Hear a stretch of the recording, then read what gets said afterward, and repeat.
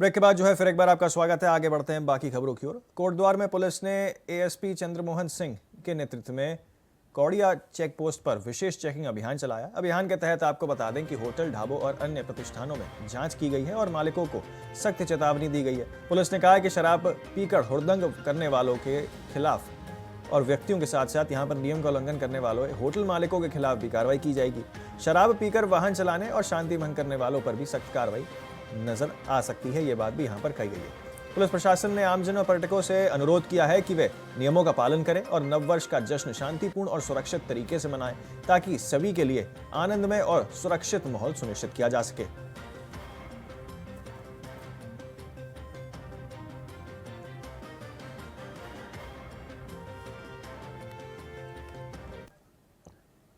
देश भर में नए साल को लेकर जश्न की तैयारियां जोरों पर हैं। वहीं उत्तराखंड में भी भारी तादाद में पर्यटक नए साल के जश्न मनाने के लिए पहुंच रहे हैं।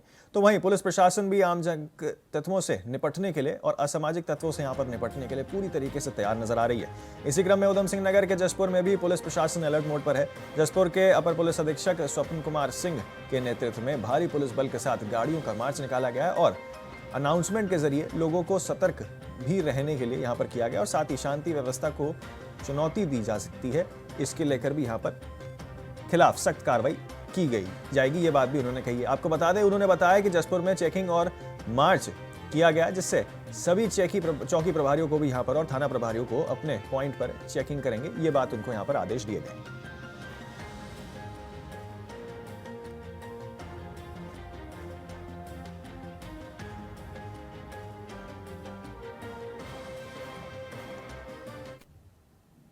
तो नैनीताल पुलिस इस बार 31 के मौके पर यानी कि 31 दिसंबर के मौके पर हुड़दंगियों के से सख्ती से निपटेगी। इसी को लेकर वरिष्ठ पुलिस अधीक्षक मंजुनाथ टीसी ने कहा कि 31 के मौके पर सभी पर्यटकों का नैनीताल में स्वागत है, लेकिन शराब पीकर हुड़दंग मचाने वाले और किसी भी ताकत पर प्रभाव रखने वाले लोग यानी कानून व्यवस्था से खिलवाड़ करेंगे तो उनको किसी भी रूप में बख्शा नहीं जाएगा, क्योंकि नैनीताल जिले में देश विदेश से सैलानी नए साल के मौके पर जश्न मनाने आते हैं। ऐसे में शराब पीकर हुड़दंग मचाने वालों को पुलिस सलाखों के पीछे भेजने में से गुरेज नहीं करेगी। इसलिए उन्होंने सभी से अपील की है कि वे नए साल को शांतिपूर्ण और सौहार्दपूर्ण तरीके से मनाएं। ड्राइविंग, हुड़दंगी और रोड रेज पर नहीं करें, क्योंकि मैं तत्काल में आपका मतलब जो न्यू ईयर सेलिब्रेशंस जो है ऐसा ना हो कि हवालात में करना पड़े और आपके ऊपर एफआईआर करके पुलिस की कार्रवाई ना हो। मैं ओपनली बोल रहा हूँ, ड्रंकन ड्राइविंग, हुड़दंगी करना, खुलेआम जो है शराब या फिर नशे की नशीला वस्तुओं का सेवन करते हुए या डिस्प्ले करते हुए करना, इस प्रकार की हुड़दंगी मचाना या वेपन का डिस्प्ले करना, ये करेंगे तो 100% मुकदमा लिख के आपके घर तक आएगी पुलिस और न्यू ईयर के दिन जो है आपको हवालात में ना करना पड़े।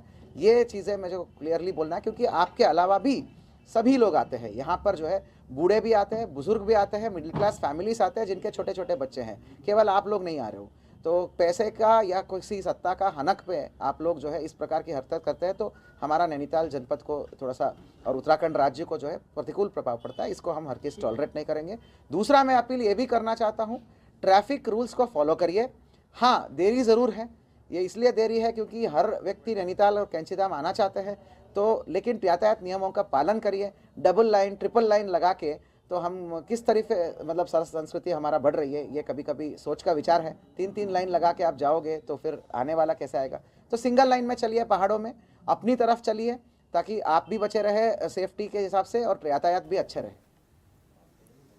रुड़की के लंढौर क्षेत्र में स्थित सवरपीर वाले कब्रिस्तान में आम और शीशम के पेड़ों को अवैध रूप से काटे जाने का मामला यहां पर सामने निकल के आया है। आरोप है कि 2 लोगों ने बिना अनुमति कब्रिस्तान की भूमि में पेड़ों की कटाई की है। स्थानीय लोगों का कहना है कि 100 से अधिक पेड़ काटे गए हैं, जबकि इसके लिए ना तो कब्रिस्तान कमेटी और ना ही वन विभाग से कोई अनुमति ली गई थी। पेड़ काटने से कब्रों में हुए नुकसान पहुंचने का आरोप भी लगाया गया, जिससे लोगों में भारी रोष देखने को मिल रहा है। घटना से नाराज लोगों ने पुलिस चौकी पहुंचकर आरोपितों के खिलाफ कार्रवाई की मांग की है और वहीं आपको बता दें कि इसी को लेकर हंगामा भी किया गया है और नामजद तहरीर भी दर्ज कर दी गई है। चौकी प्रभारी महिपाल सोनी ने बताया कि मामले की जांच के बाद आगे की कार्रवाई की जाएगी। मैटर ये हुआ, यहाँ 1-2 दिन से कुछ माफिया लोग पेड़ों की कटाई कर रहे थे। चलो, पेड़ों की कटाई तक भी ठीक है, हमें लगा हो सकता है कमेटी के अंतर्गत हो रहा हो, परमिशन ली हो। तो अब आज जो है वो आए यहाँ पे जड़ें निकालने के लिए, जेसीबी चलाई इन्होंने कब्रिस्तान के अंदर। तो जब जड़ें निकाल रहे थे तो उन्होंने बहुत सारी कब्रों को भी हानि पहुंचाई। और यहाँ तक के बिना परमिशन के पेड़ काट दिए। इसमें आम के पेड़ थे, जिसमें के इसमें जमुए के पेड़ थे, बहुत सारे शीशम के पेड़ थे, कीमती पेड़, जो कि 100 से ज़्यादा पेड़ थे। यहाँ सभी लोगों को पता, भी पूरे कस्बे को पता है यहाँ कितने पेड़ थे। उसके बाद इन्होंने किसी प्रशासन से कोई अनुमति नहीं ली पेड़ काटने की, ना कोई कमेटी बनाई, ना कोई इन्होंने कस्बे वालों से, कोई जिम्मेदार आदमी, चेयरमैन, किसी सभासद से कोई इन्होंने वो नहीं करी, किसी तरह की कोई अनुमति नहीं ली, जिससे कब्रों को भी नुकसान हुआ और पर्यावरण को भी नुकसान हुआ। जी मैं भट्टे से आ रहा था काम करके, और ख़ास करके मेरा काम जो इस कब्रिस्तान में कब्र खोदने का मैं करता हूँ। तो आज मैंने देखा तो इन्होंने मशीन चला रखी, उसकी पेड़ों की कटाई तो इन्होंने रात यहाँ से ट्रैक्टर में लेके, जो पत्ते जमोला भी जड़ फाड़ने आए थे तो उन्होंने सारी कब्र फाड़ दी। कब्र में से कफन भी बाहर निकला पड़ा, और जगह आपने देखा हो बरगा भी बाहर निकला पड़ा। तो उत्तराखंड में मौसम का मिजाज जो है वो बदल चुका है। पर्यटकों का स्वागत मौसम अपने बदलते हुए अंदाज में कर रहा है। मौसम विभाग ने भी इसी बदलते हुए मौसम का पूर्वानुमान भी जारी किया है। पूरा मामला क्या है आपको दिखाते हैं हमारी इस रिपोर्ट में। उत्तराखंड में मौसम का मिजाज बदल चुका है। मौसम का मिजाज बदलते ही पर्यटकों का आगमन उत्तराखंड की तरफ ज़्यादा से ज़्यादा यहाँ पर होने लगा है। यानी जो हिल स्टेशन है उत्तराखंड के, वो पर्यटकों से इस समय गुलजार होते ही नजर आ रहे हैं। मौसम विभाग ने भी अपने पूर्वानुमान में कहा था कि 2025 के अंत में जिस तरीके से अभी वातावरण बन रहा है, पश्चिम विक्षोभ सक्रिय हो रहा है, तो ऐसे में यहाँ पर बर्फबारी और बारिश के जो आसार है वो ज़्यादा यहाँ पर नजर आने लगे हैं। मौसम विभाग ने साफ तौर पर कहा है कि जो 3000 फीट से अधिक से ऊंचाई के जो क्षेत्र है वहाँ पर बर्फबारी हो सकती है, और उस बर्फबारी यानी बदले हुए मिजाज का असर मैदानी क्षेत्रों में भी देखने को मिल सकता है। और मैदानी क्षेत्रों में घना कोहरा इस समय छाया हुआ नजर आ रहा है, यानी धूप का कोई नामो निशान नहीं है। लेकिन जिस तरीके से ये मौसम का मिजाज बदला है, तो ऐसे में कह सकते हैं कि उत्तराखंड का जो पर्यटन सेक्टर है, जो पर्यटन उद्योग है, वो काफ़ी मजबूत होता हुआ नजर आ रहा है। क्योंकि पर्यटकों का आगमन उत्तराखंड के पर्वतीय क्षेत्रों में होने लगा है। जो पर्यटक स्थल है वहाँ पर होने लगा। और इस पर्यटकों के आने से कह सकते हैं कि उत्तराखंड में जो नए साल का जो जश्न होगा वो बड़े गर्मजोशी से यहाँ पर होने वाला है। और मौसम भी सभी पर्यटकों का अपने अंदाज में स्वागत करता हुआ नजर आ रहा है। अब देखना यही होगा कि आने वाले दिनों में जो मौसम विभाग ने अपना पूर्वानुमान यहाँ पर दिया है, उसमें पर्यटकों को बर्फबारी का आनंद भी यहाँ पर मिल सकता है, और उसके लिए सभी लोग यहाँ पर आते हुए भी नजर आ रहे हैं। प्रशासन अपनी सबसे चाक चौबंद व्यवस्था यहाँ पर करने में जुटा हुआ है, ताकि पर्यटकों को किसी भी प्रकार की कोई परेशानी का सामना न यहाँ पर हो सके। कैमरामैन सुनील साथ अभय केंतुरा, इंडिया वाइस, देहरादून। 31 दिसंबर और नववर्ष के मौके पर पूरे कुमाऊं मंडल में देश भर से पर्यटकों के पहुंचने को लेकर प्रशासन और पुलिस पूरी तरीके से अलर्ट मोड पर है। हल्द्वानी में कुमाऊं कमिश्नर दीपक रावत ने बताया कि नैनीताल, जिम कॉर्बेट समेत सभी पर्यटक स्थलों पर पर्यटकों की संख्या लगातार बढ़ रही है। पर्यटकों की सुरक्षा के लिए ट्रैफिक प्लान बनाकर जोन तय किए गए हैं और सभी ड्यूटी पॉइंट्स पर पुलिस की तैनाती सुनिश्चित की गई है। न्यू ईयर पार्टियों के दौरान संभावित आपको बता दें कि झगड़े, ध्वनि प्रदूषण, फायर और सेफ्टी को लेकर भी सख्त निर्देश जारी किए गए हैं।